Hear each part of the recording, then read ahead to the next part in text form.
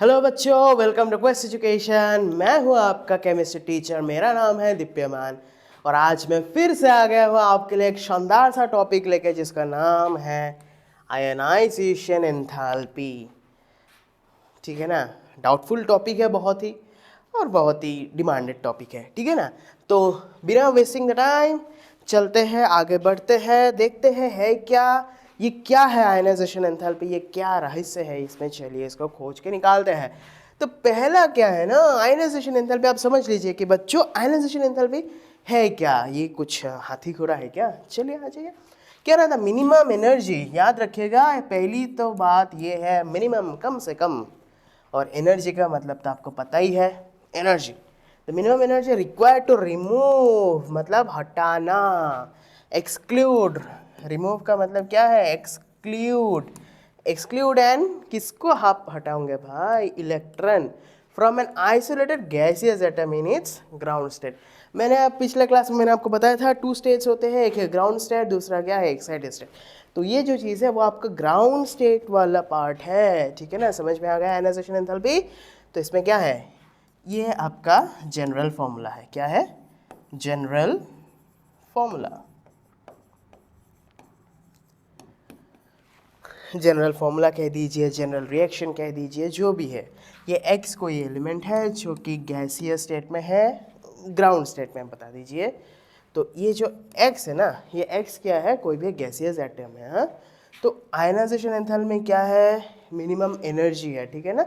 Required to exclude electron आ गया भाई, तो एक्सक्लूड हो जाएगा ना। क्या है ना, ये जो है इट्स मेजर्ड इन किलोजूल पर मोल। क्यों किलोजूल, अब बात यह है कि जूल कहाँ से आ गया, जूल तो नारे से भी होता ना। एनर्जी याद रखिएगा बच्चों, एनर्जी और इलेक्ट्रॉन वोल्ट पर एटम। ठीक है ना। ये जो आयनाइजेशन एंथैल्पी है, ये हमें क्या बताता है, ये हमें बताता है कि it tells us how strongly the nucleus attracts it's electron. मतलब ये जो आयनाइजेशन एंथैल्पी है उसका मेन पर्पस क्या है, what is the main purpose. हाँ बच्चों, आयनाइजेशन एंथैल्पी से होगा क्या, मेन पर्पस बता दीजिए, मेन फंक्शन बता दीजिए। तो वो है क्या, strongly the nucleus attracts it's electron. मतलब एक न्यूक्लियस, मैंने आपको बताया था पिछले क्लास में, एक सुंदर सा वीडियो है। न्यूक्लियस जो है वो क्या है, सेंट्रल कोर है, और उसका जो साइड वाला पार्ट है, ऊपर नीचे जो साइड वाला पार्ट है वो क्या है, एक्स्ट्रा न्यूक्लियर पार्ट है। जो न्यूक्लियस है वो क्या करता है, वो डेंस है, वो स्मॉल है, वो हेवी है। वो क्या करता है, अपने इलेक्ट्रॉन्स को, जो अपने चारों जो ऑर्बिट है ना, ऑर्बिट में जितने सारे इलेक्ट्रॉन्स हैं, वो न्यूक्लियस क्या करता है, उन इलेक्ट्रॉन्स को अपनी ओर अट्रैक्ट करते हैं, खींचते हैं। क्यों, बिकॉज ऑफ चार्जेस। ठीक है ना। तो आते हैं अभी types of ionization enthalpy. Ionization enthalpy कितने तरीके के हैं, 2 तरीके के हैं यूजुअली। मतलब टाइप्स अगर बोले तो मतलब first ionization enthalpy, second ionization enthalpy, ऐसा करके है। तो देखते हैं फर्स्ट आयनाइजेशन एंथैल्पी में बच्चों है क्या, जो कि energy to remove the first electron. जो पहला इलेक्ट्रॉन को रिमूव करने के लिए जो एनर्जी चाहिए, वही एनर्जी को क्या कहेंगे हम लोग बच्चों, फर्स्ट आयनाइजेशन एंथैल्पी। आप याद रखिएगा मेरी पढ़ाई, याद रखिएगा आप, ये सब चीज़ें आपको मिलेंगी। ठीक है ना।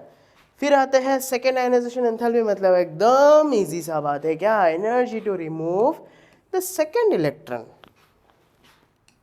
देखा, पहला इलेक्ट्रॉन को रिमूव करेंगे, फर्स्ट आयनाइजेशन एंथैल्पी। दूसरे इलेक्ट्रॉन को रिमूव करेंगे, क्या होगा, वो हो जाएगा आपका सेकेंड आयनाइजेशन एंथैल्पी।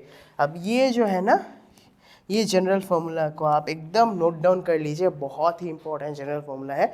जब आप इसको डिराइव करेंगे, जब आप इसको डिस्क्राइब करेंगे, ये चीज़ आप ज़रूर मेंशन कीजिएगा। ठीक है ना। अब आते हैं ionization enthalpy with respect to what, periodic table. ठीक है ना। पीरियडिक टेबल तो पता ही है, जिसमें एलिमेंट्स के नाम होते हैं, आप पता ही है, आप लोग होशियार बच्चे हैं।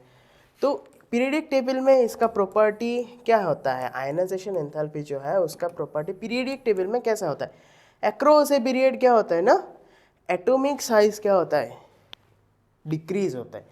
एटम का जो साइज है वो ना छोटा होते जाता है। तो अगर एटॉमिक साइज छोटा होते जाएगा तो न्यूक्लियर का चार्ज तो बढ़ेगा ना, डेफिनेटली, एकदम जाहिर सा बात है। साइज छोटा तो न्यूक्लियस के एकदम पास आ जाएगा ना, तो न्यूक्लियर का चार्ज तो बढ़ ही जाएगा, और आयनाइजेशन एंथैल्पी क्या होगा, बढ़ जाएगा। आयनाइजेशन एंथैल्पी क्या था, तो एनर्जी था ना। तो ये था आपका जनरल बात, नॉर्मल बात। यहाँ पे मैंने एक्सेप्शन थोड़ा मेंशन किया आप लोगों के लिए, क्योंकि यही सब चीज़ ना नीट वीट में, इन्हीं सब चीज़ों एक्सेप्शन से ही नीट में मतलब अक्सर पूछते हैं। क्या है ना, जो ग्रुप 13 है, ग्रुप 13 का जो एटम्स है, एलिमेंट्स है, वो क्या है ना, lower ionization enthalpy than group 2। ये याद रखिएगा बच्चों, वेरी वेरी इंपॉर्टेंट। ये वाला बात आप एकदम दिमाग में प्रिंट कर लीजिए बच्चों। क्या, जो ग्रुप 13 का है ना, हैव स्लाइटली लोअर आयनाइजेशन, याद रखिएगा बच्चों, ये लोअर है, लोअर, कम है, कम, ज़्यादा नहीं है, lower ionization enthalpy than group 2 elements जो है, ये याद रखिएगा, मैं बार बार कह रहा हूँ, ये आप याद रखिएगा।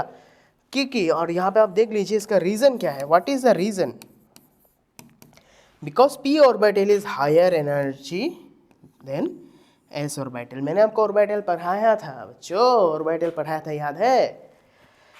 आते हैं दूसरे एक्सेप्शन में। दूसरे एक्सेप्शन में क्या मेंशन क्या हुआ है आप लोगों के, जो ग्रुप 16 है, have slightly lower ionization enthalpy than group 15, ये भी एक्सेप्शन है।